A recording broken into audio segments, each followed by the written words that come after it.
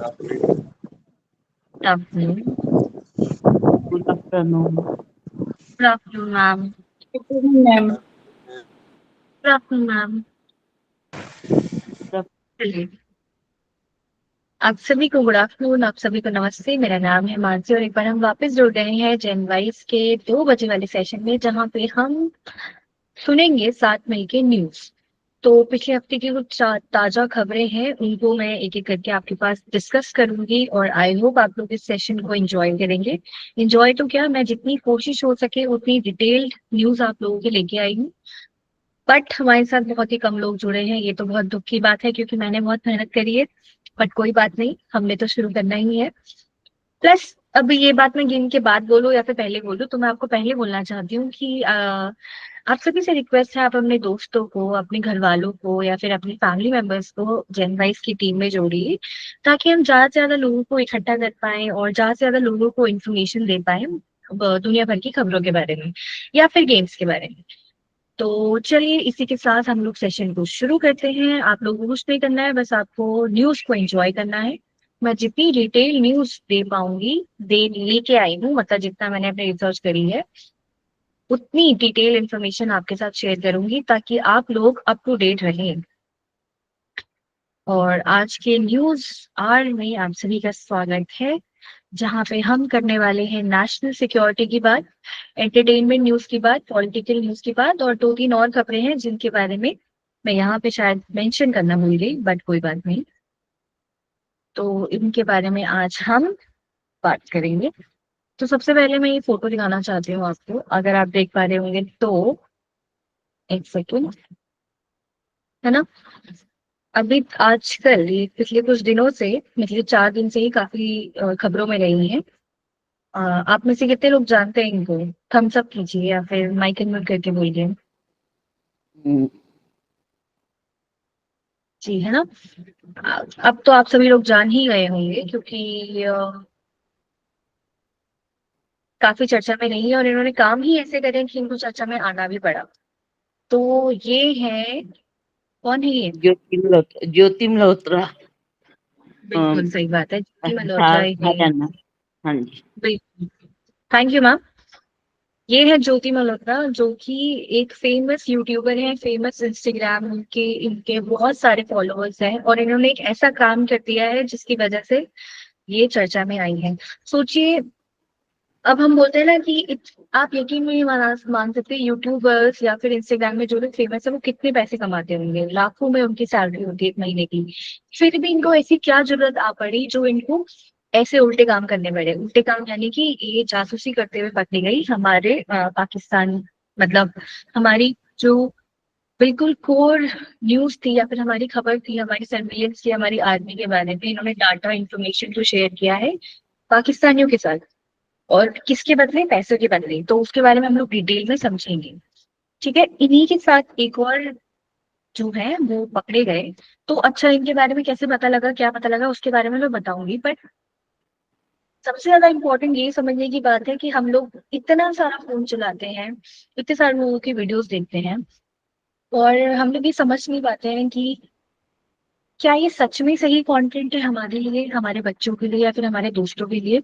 क्योंकि आप देखिए, और कुछ लोग इतने स्मार्ट लोग भी हैं जो वो आइडेंटिफाई कर पाते हैं। तो ये सब पता होने से पहले एक कपिल जैन करके एक आदमी था, तो उसने ट्विटर में लिखा कि आप प्लीज इन लेडी की तरफ नजर रखिए, क्योंकि पहले ये पाकिस्तान एम्बेसी में थी, फिर ये पाकिस्तान 10 दिन के लिए गई, अभी कश्मीर जा रही है।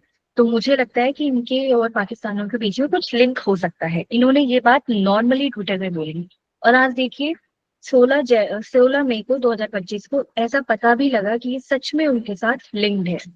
कैसे क्या हुआ, कैसे हमें पता लगा, क्या क्या इन्फॉर्मेशन इन्होंने लीक करी, कितने इन्होंने पैसे कमाए, उनके बारे में हम लोग डिटेल में पढ़ेंगे। एक और उन्हीं के साथ एक और आदमी पकड़े गए और जैसे कि उन्होंने इंफॉर्मेशन शेयर करी, ये दूसरे व्यक्ति हैं, देवेंद्र सिंह नाम है इनका। इन्होंने भी यही काम किया। इन्होंने भी सेंसिटिव इमेजेस, हमारी जो खबरें थी जो किसी के पास नहीं जानी चाहिए, वो इन्होंने आर्मी पाकिस्तान आर्मी के साथ शेयर करी। तो इन दोनों ही के बारे में हम लोग पढ़ेंगे कि ये कौन थे और कैसे उनके साथ इन्वॉल्व थे।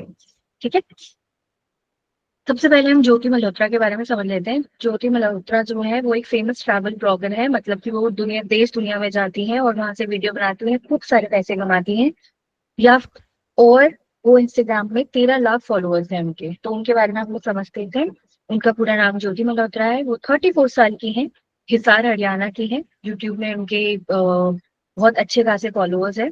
सोशल मीडिया में उनके यूट्यूब में उनके 3.2 लाख फॉलोअर्स हैं, सब्सक्राइबर है, और इंस्टाग्राम में 13.4 लाख फॉलोअर्स है। तो मानिए कितना पैसा उनके पास होगा, लाखों में वो पैसे ऑलरेडी कमा रही थी, लेकिन फिर भी उनको और पैसे की जरूरत हुई और उन्होंने सोचा कि वो एक उल्टा काम भी कर ले। तो हुआ क्या था, ज्योति मल्होत्रा को 16 मई 2025 को हरियाणा पुलिस ने जासूसी के सीरियस आरोप में गिरफ्तार किया। उन पर यह इल्जाम है कि उन्होंने पाकिस्तान की इंटेलिजेंस एजेंसी यानी कि आईएसआई के लिए काम किया और भारत के सेंसिटिव एरिया जैसे जम्मू कश्मीर लद्दाख में वीडियोस बनाकर उन्हें सीक्रेटली पाकिस्तान एजेंट्स को भेजा। बताइए कितनी शर्मनाक बात है, और कैसे ये कर पाई उसके बारे में भी मैं आपको बताती हूँ। तो ये शुरुआत कहाँ से हुई और ये सस्पिशन कैसे आया उसके बारे में हम लोग समझते हैं। तो उनकी सस्पिशन एक्टिविटी पे पहले ही डाउट था, जब उन्होंने रिपीटेडली ऐसे एरियाज पे विजिट किया जहाँ पे टूरिस्ट एक्सेस रिस्ट्रिक्शन होता है, मतलब जहाँ पे जाना अलाउड नहीं है, टूरिस्ट को जाना अलाउड नहीं है, वहां पे वो जाने की कोशिश कर रही थी, जिसे आर्मी कंट्रोल बॉर्डर जोन, मतलब बॉर्डर जोन में वो जाके ब्लॉगिंग करने लगी। वीडियोस और फोटोज उन्होंने अपने ब्लॉग में पोस्ट किया, लेकिन कुछ रॉ फुटेजेस और बैकग्राउंड साउंड्स में मिलिट्री कम्युनिकेशन और ट्रूप्स मूवमेंट का हिंट भी मिल गया। मतलब कि वो वहां जाती थी और ब्लॉगिंग के नाम पे वो ऐसी सेंसिटिव इंफॉर्मेशन को फोटो खींच के वो दूसरों के साथ शेयर करती थी।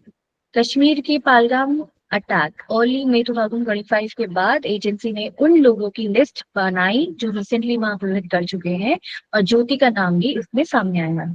तो क्या हुआ कि कश्मीर में जब पहलगाम अटैक हुआ था, तो ऑफ कोर्स आर्मी ने अपनी कार्रवाई तो करनी थी।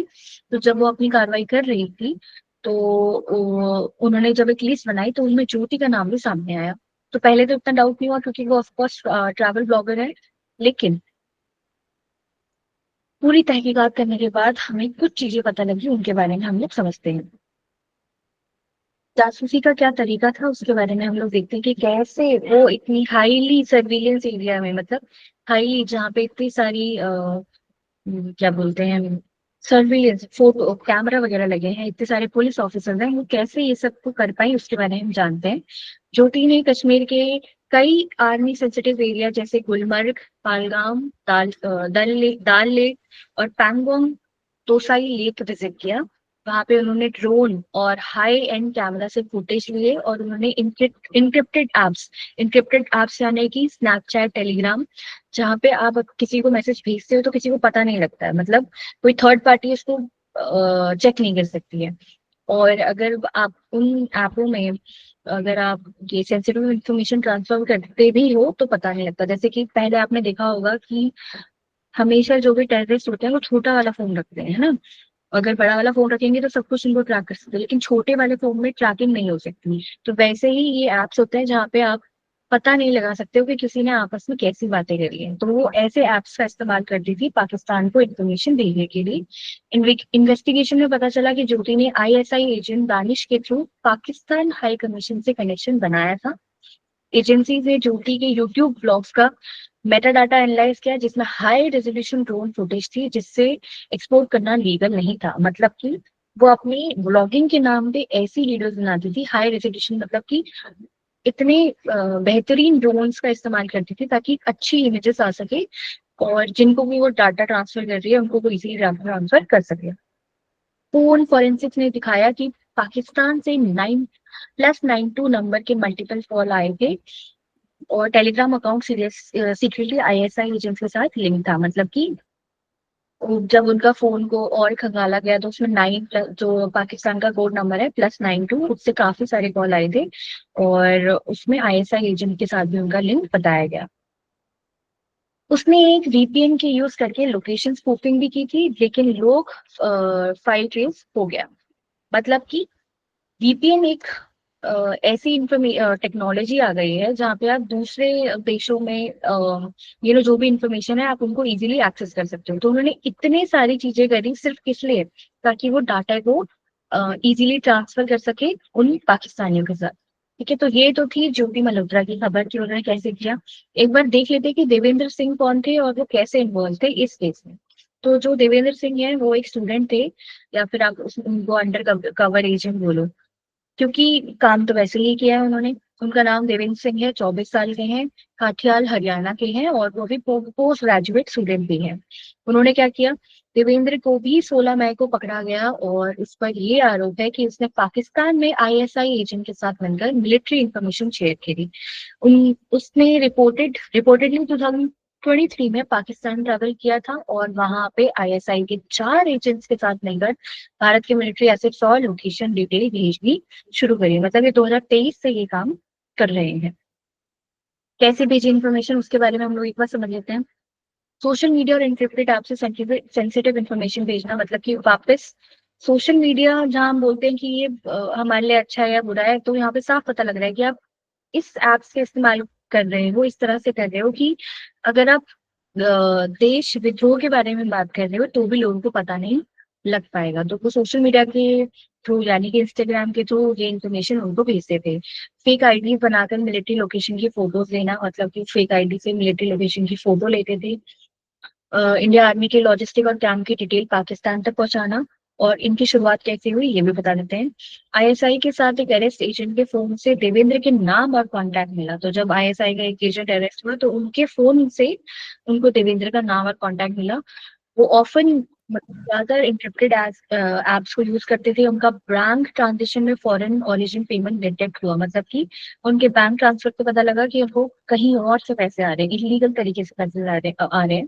उसने पाकिस्तान का इलीगल विजिट किया था नेपाल के रूट से, जो बॉर्डर इंटेलिजेंस को पता चला था ट्रैवल मेटा डाटा से। मतलब कि जब उन्होंने और खंगाला तो उन्हें पता लगा कि वो डायरेक्टली पाकिस्तान नहीं गए थे, पहले वो नेपाल गए और नेपाल के थ्रू वो पाकिस्तान की ओर गए। डिजिटल सर्विलेंस और टेक यूज, उनके लैपटॉप और फोन से डिलीट किए गए चैट्स रिकवर हुए, कोऑर्डिनेटेड मैप्स और Indian army convoy movement share किए गए। और हर हफ्ते नए फेक जीमेल आईडी से मेल करता था जिसमें इंक्रिप्टेड फोटोज अटैच होती थी। मतलब वो क्या करते थे, मेल, इतने सारे लैपटॉप अपनी नई आईडी बना के उनके साथ ये जो इंफॉर्मेशन है उनको शेयर करते थे। ह्यूमन इंटेलिजेंस ह्यूमलेट इनपुट, एक पाकिस्तानी आईएसआई मोल जो भारत में पकड़ा गया था उसने यूट्यूबर वाली लड़की का जिक्र किया, जिससे एजेंसी अलर्ट हो गई। तो मतलब हम लोग अब इस पे आ रहे हैं कि एक्चुअली में एजेंसी को कैसे पता लगा। सोचिए, इतनी हमारी इंडिया की आबादी है और इतनी आबादी में 2 लोगों का पता लगाना जो कि हमारे खिलाफ ऐसी साजिश कर रहे हैं, तो वो कैसे पॉसिबल हो उसके बारे में हम लोग समझते हैं। तो एक पाकिस्तानी आईएसआई मोल था जो भारत में पकड़ा गया था, मतलब उनका कोई एजेंट यहाँ पे पकड़ा गया था। तो उसने बोला कि एक यूट्यूब वाली कोई लड़की है, वो हमको इन्फॉर्मेशन देती है। ज्योति के जाने के बाद पाकिस्तान के एक डिफेंस जर्नलिस्ट के ट्विटर पोस्ट पे भी उनके ट्रिप का डिफरेंस मिला, जो और लगा। यानी कि ज्योति ने के पाकिस्तान जाने के बाद किसी डिफेंस जर्नलिस्ट ने उनके ट्विटर पोस्ट पे कुछ डाला होगा, तो ये बात भी उनको हजम नहीं हुई। तो इस वजह से ये पकड़ी गई। अब इनके तहत लीगल चार्जेस क्या होंगे, उनके अगेंस्ट ऑफिशियल सीक्रेट एक्ट के सेक्शन 3 एंड 5 और आईपीसी के एपिसोन्स, इसका मतलब होता है कि देशद्रोही रिलेटेड सेक्शन लगाए गए हैं। वो अभी जुडिशियल कस्टडी में है और एनआईवी भी केस में इन्वॉल्व हो गया है। पर अभी उनका यूट्यूब और उनका इंस्टाग्राम सब कुछ बंद कर दिया गया है, ताकि और लोग उनसे इन्वॉल्व ना हो सके और लोगों से इंस्पायर ना हो सके। पर क्योंकि मैंने उनकी प्रोफाइल देखी थी पहले ही, तो उनकी हर फोटो में पाकिस्तान की कोई ट्रिप बनी थी, या फिर पाकिस्तान का उन्होंने झंडा फहराया है, या फिर वो बता रही है कि ये पाकिस्तान इतना सुंदर है, ऐसा है वैसा है। तो आप लोग कभी कभी आइडेंटिफाई नहीं कर पाते हो कि क्या सही है, कौन सही इंफॉर्मेशन दे रहा है, कौन आपको अच्छी इंफॉर्मेशन दे रहा है, कौन आपको भटकाने की कोशिश कर रहा है। बट फिर भी hats off to Indian army और हैट्स ऑफ टू हमारे रॉ एजेंट्स, इन्होंने ये इन्फॉर्मेशन पता लगाई और ऐसे लोगों को आइडेंटिफाई करने में सक्सेसफुल रहे। अब देखा जाए तो क्या लार्जर पिक्चर है इसको, मतलब क्या सीख मिलती है इससे और हमें क्या सावधानी बरतनी चाहिए ऐसे किस्से में। आईएसआई की स्ट्रैटेजी अब बदल रही है। तो आपने आईएसआई का नाम तो बहुत ही सुना होगा। पहले वो सिर्फ मुस्लिम्स लोगों को टारगेट करते थे, उनको इमोशनली ट्रेन करते थे, उनको बोलते थे कि यहाँ पे आपका कोई नहीं है, ऐसे करके उनको इमोशनली ट्रेन करते थे। लेकिन अब वो ऐसे लोगों को पकड़ रहे हैं, ऐसे लोगों को लालच दे रहे हैं जो ऑलरेडी फेम में है, उनको और फेमस होने का लालच दे रहे हैं, उनको और पैसे कमाने का लालच दे रहे हैं, उनको और सिक्योरिटी देने का लालच दे रहे हैं। इस वजह से लोग उनके साथ इन्वॉल्व हो रहे हैं। तो और जब लोग इन्वॉल्व हो रहे हैं तो वो ये भी नहीं समझ पा रहे हैं कि वो किस हद तक गलत कर रहे हैं, और जब वो फंस रहे हैं। जैसे कि अब जो ये दोनों लोग हैं, 24 और 34 साल के लोग हैं, सोचिए उनकी पूरी जिंदगी खराब हो गई चंद पैसों के चक्कर में, जबकि उनके पास पूरी करियर बचा था और वो क्या कुछ नहीं कर सकते थे, है ना। तो ऐसा है कि जो स्ट्रैटेजी है वो बदल रही है। वो आर्मी बैकग्राउंड वालों को नहीं, बल्कि इन्फ्लुएंसर्स, ब्लॉगर और स्टूडेंट को टारगेट कर रहे हैं, जो आसानी से हाई सिक्योरिटी एरिया में जा सकते हैं। सोशल मीडिया का मिसयूज हो रहा है, ट्रैवल ब्लॉगिंग के नाम पे आर्मी लोकेशन का ब्रॉडकास्ट हो रहा है। यूथ वनरेबल है। वनरेबल मतलब कि डरा हुआ है, या फिर डरा हुआ तो सही शब्द नहीं होगा। वनरेबल मतलब होता है कि इतना, क्योंकि आप यूथ को कैसे भी मिसगाइड कर सकते हैं ना। तो वो यूथ ऑलरेडी इतना स्मार्ट नहीं है जो आइडेंटिफाई कर सके कि क्या सही है क्या गलत है, और दोस्ती पैसा या फेम के चक्कर में वो इस ट्रैप में आ जाते हैं। अभी तो सोचिए वो 2023 से ये सब काम कर रहा है, और अभी कितने सारे ऐसे लोग होंगे जो अभी भी इस चीज में इन्वॉल्व होंगे, पर हमको उनके बारे में पता भी नहीं होगा। सावधानी हमें ये बरतनी चाहिए कि जब भी आप कोई भी कंटेंट किसी यूट्यूब में या फिर फेसबुक में या फिर इंस्टाग्राम में देखते हैं, या फिर पूछ रहे हैं कि आपके भाई इस तरह का कंटेंट देख रहे हैं, तो आप एक सेकंड ना। अच्छा ठीक है। जो सॉरी, किसी का मैसेज आ गया तो मेरा ध्यान भटक गया। तो मैं आपको ये बता रही थी कि अगर आप लोग ऐसी कोई चीज को देखते हैं तो आप इतना स्मार्ट रहिए, इतना अटेंटिव रहिए कि आप खुद के डिसीजन बिल्डअप कर सके, और ऐसी इंफॉर्मेशन को कंज्यूम करने से पहले, मतलब कि जो दिख रहा है वो ही समझने से पहले अपना दिमाग लगाएं कि क्या ये सही भी है या नहीं है। और अगर आपको लगता है कि सही नहीं है तो आपको रिपोर्ट करना चाहिए, या फिर अपने दोस्तों को कि ऐसी किसी इंफॉर्मेशन में ना पड़े। ठीक है, तो ये तो खबर थी, डिटेल खबर थी। हमारे दो बेवकूफ सही शब्द होगा नागरिकों की, जिन्होंने खाया हम अपने देश में, और फिर गलत, मतलब हमारी सेंसिटिव इंफॉर्मेशन को दूसरे देश को पहुंचाई। चलिए बढ़ते हैं आगे। अब एक बार हम पॉलिटिकल अब एक बार देखते हैं हम पॉलिटिकल न्यूज को। अशोका यूनिवर्सिटी के political science professor Ali Khan Mohammad को recently Indian Pakistan military tension पर सोशल मीडिया पर की गई टिप्पणियों के लिए दिल्ली में गिरफ्तार किया गया। तो अशोका यूनिवर्सिटी के एक प्रोफेसर हैं अली खान मोहम्मद, उन्होंने सोशल मीडिया में कुछ ऐसी बातें कही थी जिसकी वजह से उनको गिरफ्तार कर लिया है। उसके बारे में हम और जानते हैं। उन्होंने अपने पोस्ट में भारत की सरकार के पाकिस्तान के खिलाफ मिलिट्री एक्शन पर आलोचना की थी, जिससे अथॉरिटीज ने देश विरोधी और भड़काऊ बताया। उन्होंने उन पे सेडिशन 124 ए आईपीसी यूएए और आईटी के एक्ट के तहत केस दर्ज भी किया गया है। तो अली खान मोहम्मद काफी famous political science professor teacher है अशोका यूनिवर्सिटी में, और लिंक सॉरी ट्विटर में बहुत ज्यादा एक्टिव है। तो जब ये ऑपरेशन सिंदूर हुआ था तब उन्होंने काफी ऐसी बातें कही जो देश विरोधी की तरह लग रही थी। इस वजह से इनके ऊपर इनको गिरफ्तार करने के लिए लोगों ने अपील करी, और ये अब गिरफ्तार हैं। इस गिरफ्तारी के बाद एकेडमिक और पॉलिटिकल सर्कल में विवाद चल गया। ऑफ कोर्स अब लोगों ने ये विवाद चढ़ाया है कि अगर हम लोगों के पास फ्रीडम ऑफ स्पीच भी नहीं है, जैसे कि हमारा कॉन्स्टिट्यूशन का लॉ है कि आप कहीं पे भी कुछ भी बोल सकते हैं, मतलब ऑफ कोर्स ऐसे नहीं, बट आपको अपनी ओपिनियन रखने का पूरा मौका मिलेगा। तो अब लोग इस बात पर सवाल उठा रहे हैं कि क्या कोई अपनी मन की बात भी नहीं रख सकता है क्या बात।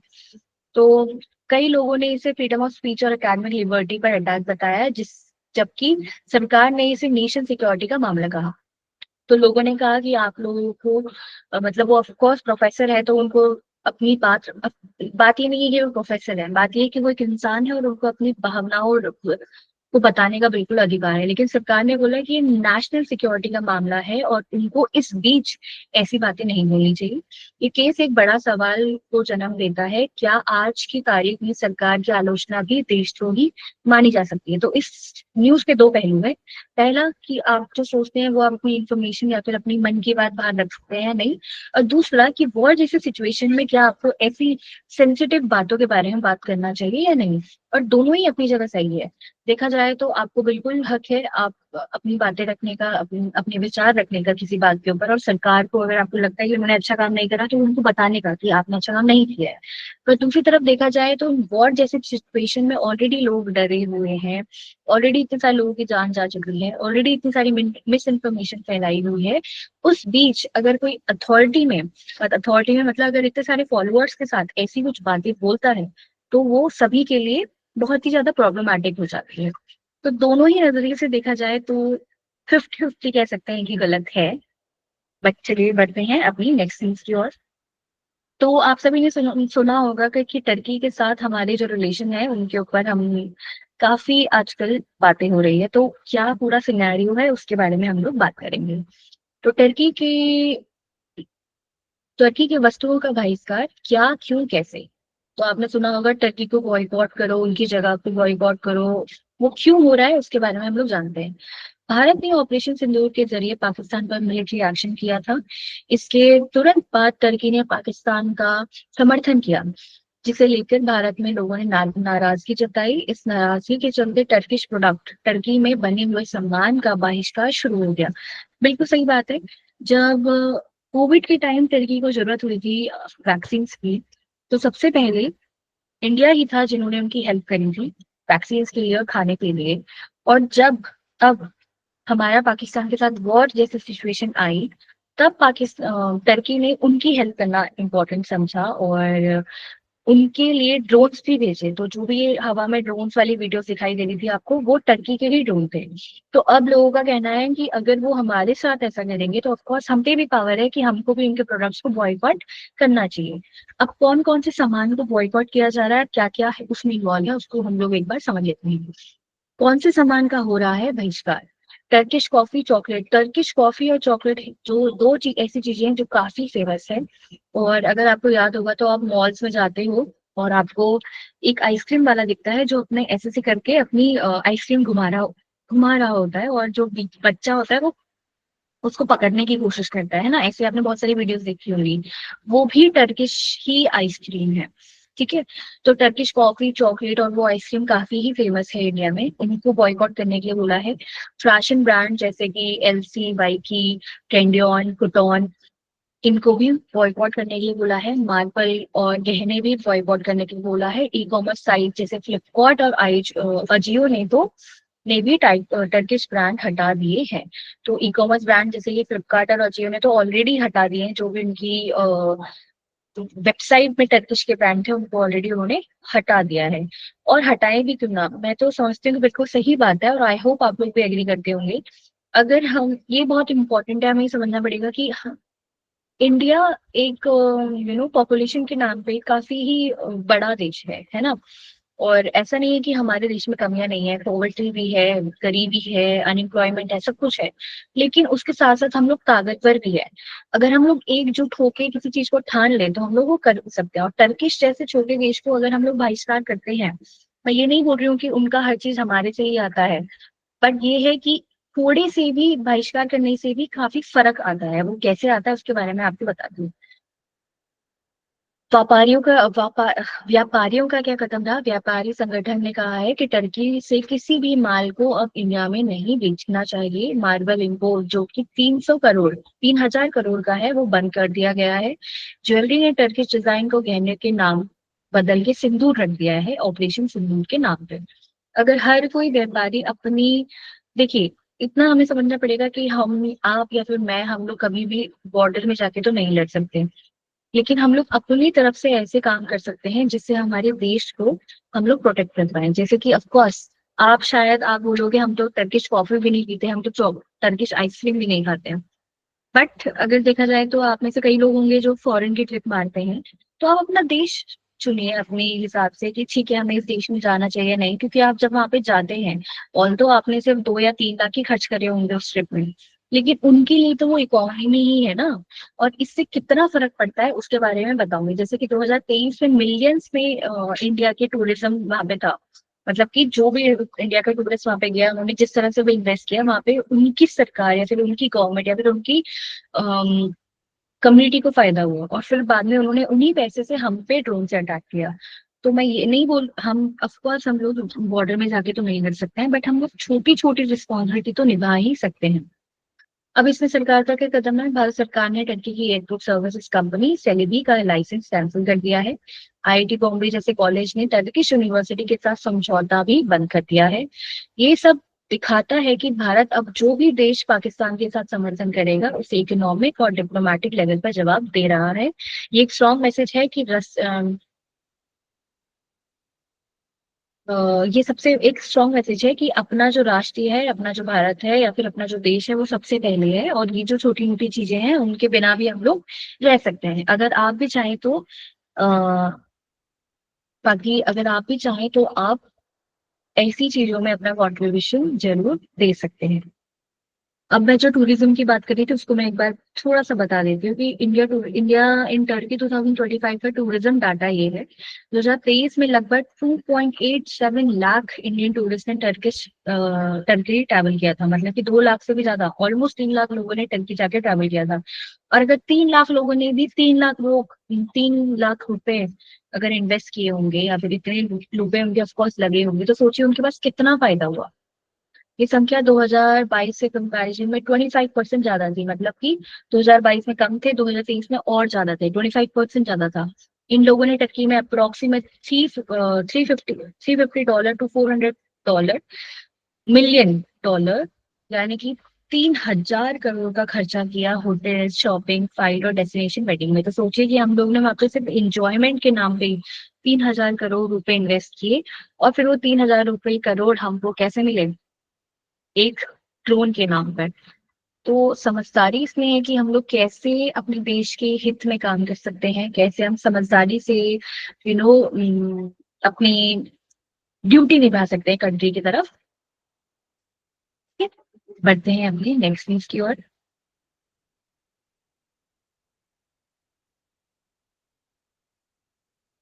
दूसरी पॉलिटिकल न्यूज पर नजर डाल देते हैं। योगी आदित्यनाथ का समाजवादी पार्टी का सोशल मीडिया पर सभ्य भाषा का निवेदन। तो उत्तर प्रदेश के डिप्टी सीएम ब्रजेश पाठक ने एक बयान दिया था जिसमें उन्होंने कहा था कि समाजवादी पार्टी के डीएनए में मुस्लिम अपीजमेंट है। इसके जवाब में एसपी के एक सोशल मीडिया हैंडल से एक ताना बाना यानी कि मीम पोस्ट किया गया है, जिसमें पाठक के डीएनए को सोनागच्छी और GB road red light area से जोड़ा गया, जो काफी ही अपमानजनक और भद्दा मजाक था। इस पोस्ट के बाद बीजेपी ने एसपी के खिलाफ एफआईआर दर्ज कराई और लखनऊ में प्रोटेस्ट भी किया। सीएम योगी आदित्यनाथ ने खुद एसपी से अपील की कि वो सोशल मीडिया पर सभ्य और मर्यादित भाषा का उपयोग करे। उन्होंने कहा है कि राजनीति में मतभेद हो सकता है, लेकिन भाषा की सीमा होनी जरूरी है। बहुत ही बढ़िया बात बोली उन्होंने। अब सोचिए कि एक जो डिप्यूटी सीएम है और एक एक अगेन दूसरे वाले भी अच्छी खासी पोस्ट में है, अगर वो लोग इतने सारे फॉलोअर्स के साथ ऐसे भद्दे मजाक करेंगे या फिर ऐसी बातें एक दूसरे को बोलेंगे, तो ये कितनी शर्मनाक बातें हैं। बहुत इंपॉर्टेंट है जब आप अपने घर में बड़े होते हैं या फिर सोसाइटी में आप एक हायर पोजीशन में होते हैं, तो आपको अपने शब्दों को सोच समझ के बोलना चाहिए। एसपी चीफ अखिलेश यादव ने बाद में इस पोस्ट को गलत बताया और कहा कि उन्होंने अपने लोगों से बात की है। साथ ही उन्होंने बीजेपी के नेताओं को भी अपने बयानों में संयम रखने की सलाह दी। ये मामला अब राजनीतिक सोच और भाषा के नियम पर एक नई चर्चा बन गया है, और बने भी क्यों ना। अगर आप इतनी बड़ी पोस्ट में बैठ के ऐसी बातें कर पा रहे हैं तो वो तो बहुत ही बुरी बात है। इसी के साथ हम आ गए हैं आज तक के सो सॉरी वाले एपिसोड में, जहाँ पे आज तक जो है वो एक एनिमेशन मूवी दिखाता है। मूवी तो नहीं बोलेंगे, एनिमेशन दिखाता है 1 मिनट का, जहाँ पे वो हंसी मजाक में एनिमेशन के थ्रू जो भी सीरियस बातें हो रही है उनको इजीली बताता है। तो एंजॉय कीजिए। Oh, sorry. सरकार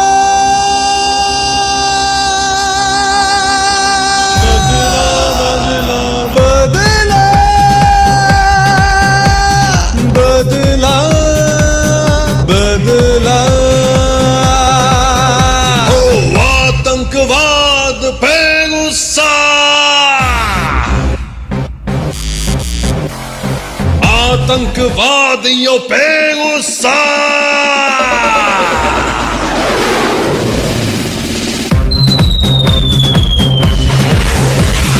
पाकिस्तान पे है गुस्सा, थमता नहीं है ये गुस्सा।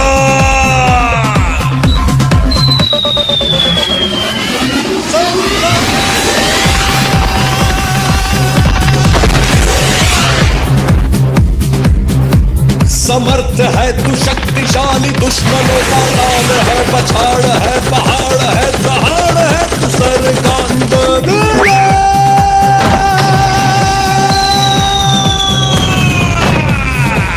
बदले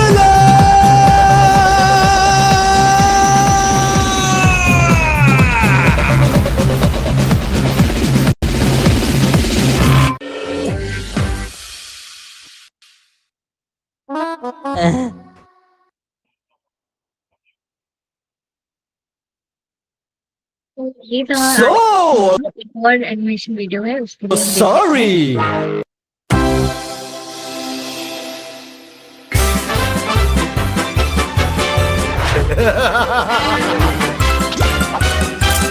Ora ni ot, ot. Ui, ora, ada.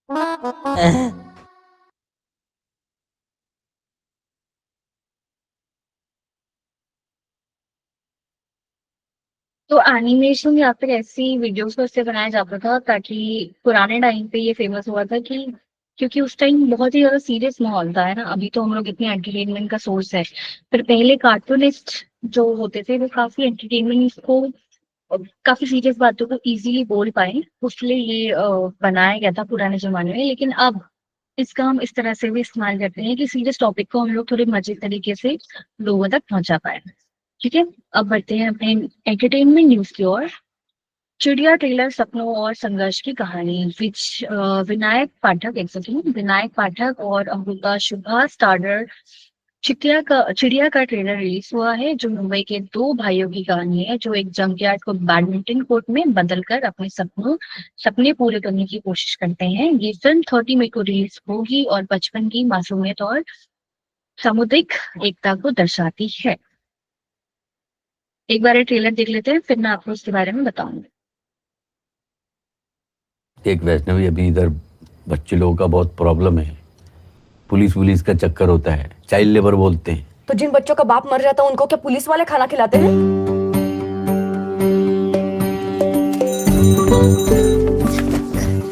कुठे गेला होतास तुम्हारा? बता के नहीं जा सकता था? मैं और परेशानियां नहीं ले सकती, पहले से ही कंधे टूटे हुए में। आप लगवाओ ना अपने साथ सिनेमा में। उधर पिक्चर में ना एक ही हीरो होता है, बाकी सब मजदूर होते हैं।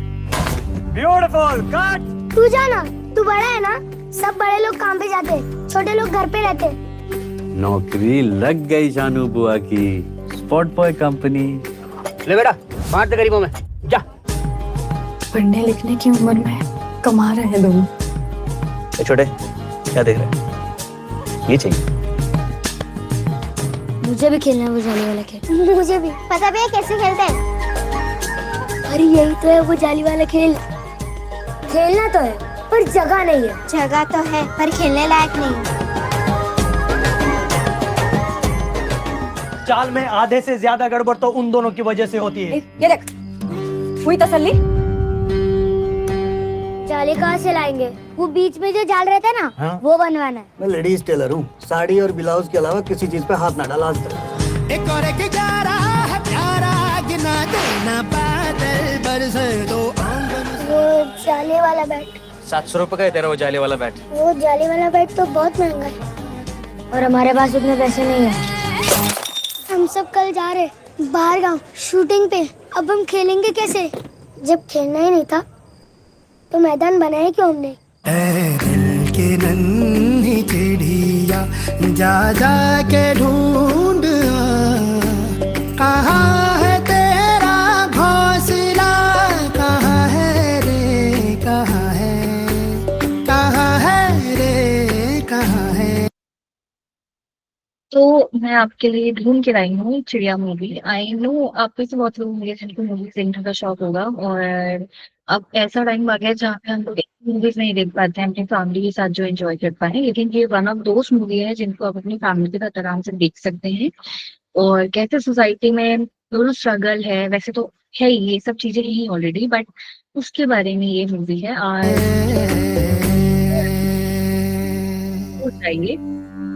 ए दिल की नन्ही चिड़िया।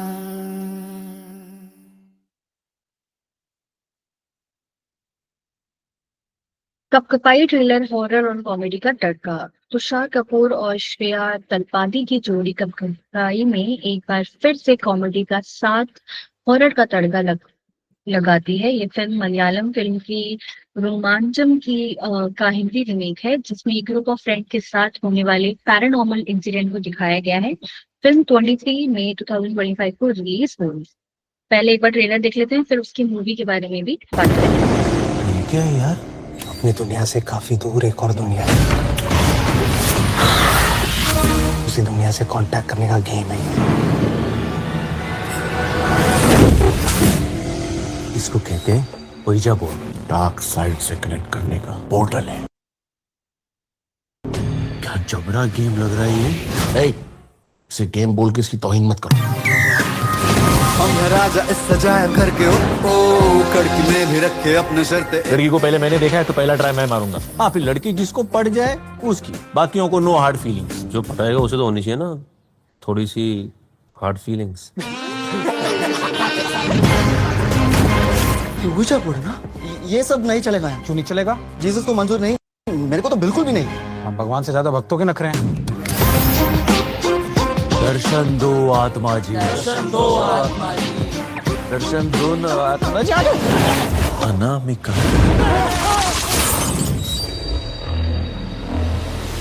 किसी एक्सपर्ट को बुला लो। अब जाने दो ये बंदे तो बिल्कुल मैं बोल रहा हूँ, मैं घर छोड़ दूंगा ये सब चलता रहा। उसका नाम बता दो। ये नाम है बे, 60 साल हो गए इसको मरोगे। हाँ, मुझे नहीं रुकना इस भूतिया घर में। हम कुछ तो गड़बड़ कर रहे हैं। मतलब अनामिका सही थी।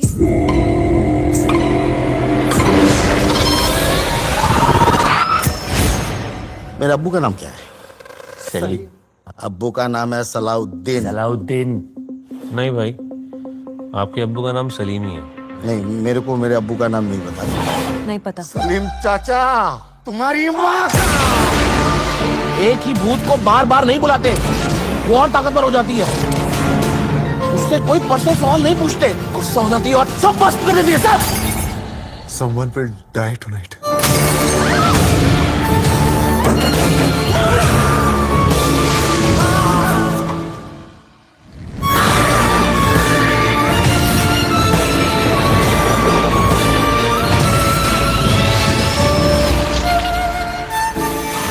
और वो घर देख रहे हो, वहीं चीख चीख के मरी थी वो। कौन? अपनी अनामिका।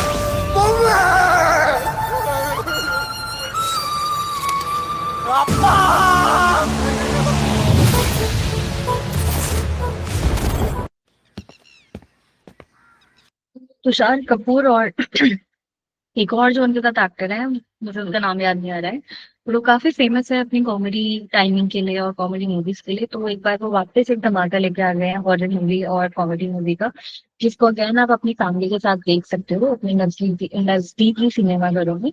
अगर आप लोगों को कॉमेडी हॉरर मूवी जरूर रहिए। दरवाजा खोलो। शस्त्रधारी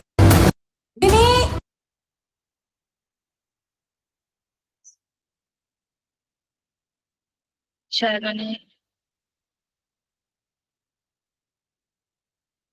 ठीक है, इस बार हमने सिर्फ 2 ही मूवी ट्रेलर रखे हैं। ये जो रेड है ये भी चल रही है, बट ये मैंने लास्ट टाइम शायद बता दिया था और इस स्लाइड यहाँ पे रह गई, बट कोई बात नहीं। एक बार हम जल्दी से अपनी हेल्थ न्यूज पे नजर डाल लेते हैं।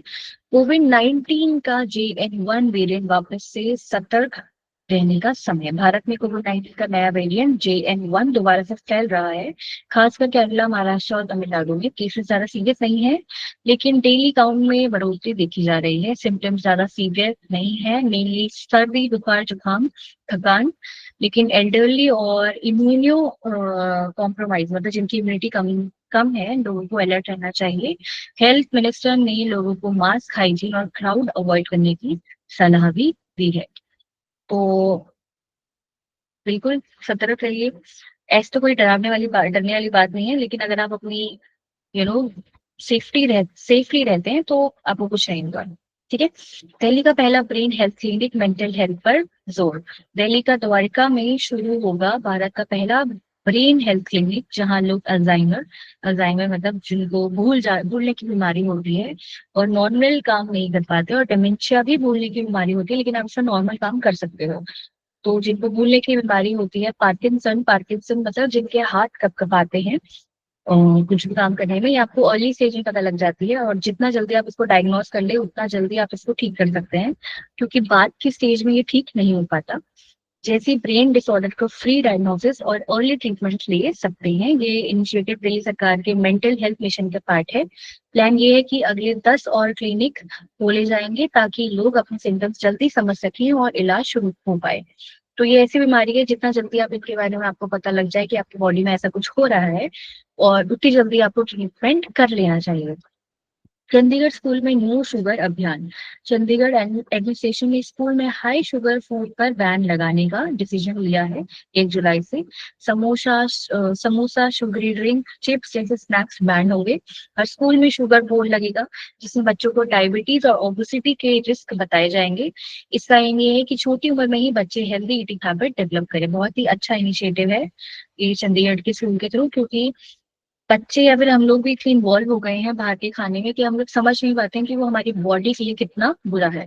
तो शायद अगर बचपन से ही ये आदत डलवाई जाए तो इंडिया में ओबेसिटी यानी कि मोटापा जैसी बीमारियों से हम लोग बच सकते हैं। डायबिटीज और हाइपरटेंशन एक डबल प्रॉब्लम। एक नए रिसर्च के मुताबिक भारत में 30 साल से उम्र के लोगों में हाइपरटेंशन और डायबिटीज दोनों बहुत कॉमन हो गया है। 1/3 लोगों में हाई बीपी से पीड़ित है, 1/5 लोग डायबिटीज से पीड़ित है। इनमें से 43% लोग दोनों ही प्रॉब्लम एक साथ सफर कर रहे हैं।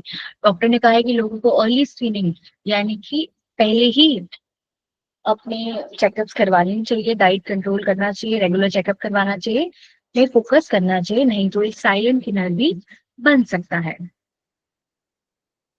इसी के साथ हम आ गए हैं आज के सेशन के अंत में। आई होप आप लोगों ने एंजॉय किया होगा। अगर आपको किसी बारे में डिस्कस करना है तो आप लोग बता सकते हैं। अगर आप कुछ बताना चाहते हैं या फिर आपको लगता है कि मानसी हमें ये वाली इंफॉर्मेशन सुननी है या फिर ऐसा कुछ, तो आप बोल सकते हैं। यस राजू रूपानी जी बताएं। मैंने ऑलरेडी इसमें डाला हुआ है इन कॉल में, मैसेज में। मुंबई में बरसात और ये धूप हो रही है, उसकी वजह से सर्दी, खांसी और ये बुखार और रोड रिपेयरिंग का तो बहुत पॉल्यूशन चल रहा है, उसकी वजह से सतर्क रहने के लिए कहा गया। बिल्कुल बिल्कुल, थैंक यू राजू रूपानी जी। तो सर ने बताया मौसम बिल्कुल सही बात है। मई का मौसम में गर्म भी है, लेकिन बरसात भी आ रही है, इस वजह से काफी ऐसी दिक्कतें हो सकती है कि आपको सर्दी जुकाम इजीली हो जाए, तो अपना ध्यान रखिएगा। चलिए करते हैं सेशन को यही खत्म। काफी कम लोगों ने ज्वाइन किया आज हमको, लेकिन मेरे को उम्मीद है कि आप लोग अपने दोस्तों को इनवाइट करोगे हमारे सेशन में, जो इनवाइट किए पे, ताकि